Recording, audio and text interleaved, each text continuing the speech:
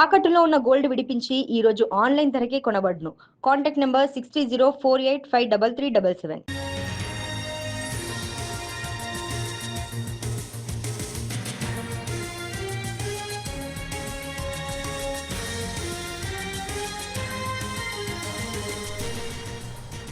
హెస్సీఏకు double shock తగిలింది. Telangana cricket association ఫిర్యాదుపై Lokayukta justice Rajasekhara Reddy కీలక ఆదేశాలు జారీ చేశారు.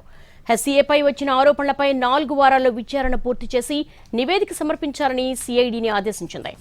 మరోవైపు హైకోర్టు ఆశ్రయించారు తెలంగాణ క్రికెటర్లు. హెస్సీఏ నిర్వహిస్తున్న టీ20 లీగ్కు చట్టబద్ధత లేదని పిటిషన్ దాఖలు చేశారు. టీ20 లీగ్ను వెంటనే ఆపాలన్నారు క్రీడాకారులు. Cricketer Ambati Rayudu T20 governing council తమను మోసం చేశారని తెలంగాణ హైకోర్టులో పిటిషన్ దాఖలు చేశారని ఆరోపించారు క్రీడాకారులు.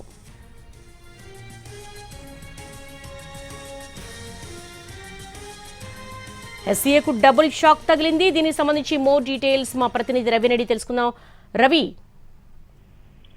దేవి, హైదరాబాద్ క్రికెట్ అసోసియేషన్ ఆధ్వర్యంలో టీ20 అనే లీగ్ ను జరపబోతున్నారు. ఎల్లుండి నుంచి లీగ్ స్టార్ట్ అవబోతుంది. అయితే ఈ లీగ్ కు బీసీసీఐ నుంచి ఎలాంటి అనుమతులు లేవు. కేవలం డబ్బు సంపాదించాలి, కోట్ల రూపాయలు వెనకేసుకోవాలనే ఉద్దేశంతోనే హైదరాబాద్ క్రికెట్ అసోసియేషన్ ఈ లీగ్ ను ప్లాన్ చేసింది అని చెప్పి తెలంగాణకు సంబంధించినటువంటి క్రికెటర్లు, తెలంగాణ రూరల్ కు సంబంధించినటువంటి క్రికెటర్లు అంతా ఈ రోజు హైకోర్టును ఆశ్రయించారు. సో దాన్ని ఎట్టి పరిస్థితుల్లో జరగనివ్వకుండా చూడాలి అని చెప్పి కోర్టును ఆశ్రయించారు. అదే సమయంలో ఈ రోజు లోకాయుక్త నుంచి కూడా క్లియర్ కట్ గా ఆదేశాలు వచ్చాయి. ఇప్పటికే టీ20తో పాటు హైదరాబాద్ క్రికెట్ అసోసియేషన్ లో జరుగుతున్నటువంటి అవినీతి అక్రమాలపైన Telangana cricket association secretary Guruvareddy ఫిర్యాదు చేశారు కోర్టుకు. అదేవిధంగా సిఐడి కూడా ఫిర్యాదు చేశారు. సిఐడి దీనిపైన పరిశీలించి మొత్తం 4 వారాల్లోగా పూర్తిగా నివేదికను ఇవ్వాలి అని చెప్పి లోకాయుక్త సిఐడిని ఆదేశించింది. సో తెలంగాణ క్రికెట్ అసోసియేషన్ చేసినటువంటి ఫిర్యాదుల్లో అందులో జరిగినటువంటి అక్రమాలు కానీ, రీసెంట్ గా ఒక ఇండస్ట్రీస్ కంపెనీకి సంబంధించినటువంటి 23 కోట్ల రూపాయలు బదలాయింపు జరిగింది. దానిపైన ఫిర్యాదు చేసింది. అక్కడ ప్రెసిడెంట్ హోదాలో ఉన్నటువంటి వ్యక్తి చేస్తున్నటువంటి అక్రమాలు వీటన్నిటిపైన ఫిర్యాదు చేసింది. ముఖ్యంగా టీ20 నిర్వహణలో కొంతమంది ఇతర రాష్ట్రాలకు సంబంధించినటువంటి క్రికెటర్లు ఆధిపత్యం చెలాయిస్తున్నారు. రూరల్ కు సంబంధించినటువంటి క్రికెటర్ల సెలక్షన్ కూడా జరగలేదు. అక్కడ కొంతమందిని కావాలనే డబ్బు తీసుకొని ఆ లీగ్ లో చేర్చుకున్నారు అనేటటువంటి దానిపైన ఆధారాలతో సిఐడికి ఫిర్యాదు చేసింది.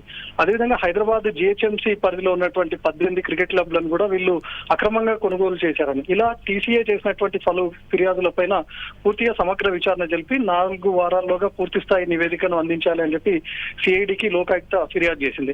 సో ఒకే రోజు హైదరాబాద్ క్రికెట్ అసోసియేషన్ కు 2 వైపుల నుంచి డబుల్ షాక్ ఎదురైంది. అటు కోర్టును ఆశ్రయించారు. పూర్తిగా టీ20 చాలా ప్రతిష్టాత్మకంగా జరుగుతున్నటువంటి లీగ్ గా హెచ్సీఏ చెప్పుకుంటుంది. కానీ దానికి ఎలాంటి అనుమతులు లేవు. బీసీసీఐ అనుమతులు లేకుండానే ఈ లీగ్ ను నిర్వహిస్తున్నారు. దానికి అసలు చట్టబద్ధత లేదు.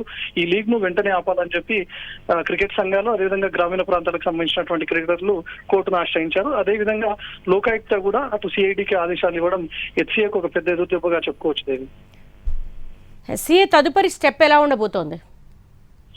అంటే హెచ్సీఏ మాత్రం ఇప్పటి వరకు ఇతర రాష్ట్రాల్లో నిర్వహిస్తున్నటువంటి విధంగా ఎలాంటి లీక్స్ లేవు, మేము చాలా ప్రతిష్టాత్మకంగా తీసుకుంటున్నాం, హైదరాబాద్ క్రికెట్ అసోసియేషన్ ప్రక్షాళన చేసే దిశగా వెళ్తున్నాం అని చెప్పి హెచ్సీఏ చెప్పుకుంటుంది. కానీ తెలంగాణ క్రికెట్ అసోసియేషన్ కానీ ఇతర గ్రామీణ ప్రాంతాలకు సంబంధించినటువంటి క్రికెట్ అసోసియేషన్లు బీసీసీఐ అనుమతి లేకుండా ఏ విధంగా నిర్వహిస్తారు, ఇందులో పూర్తి అక్రమాలు జరుగుతూ ఉన్నాయి.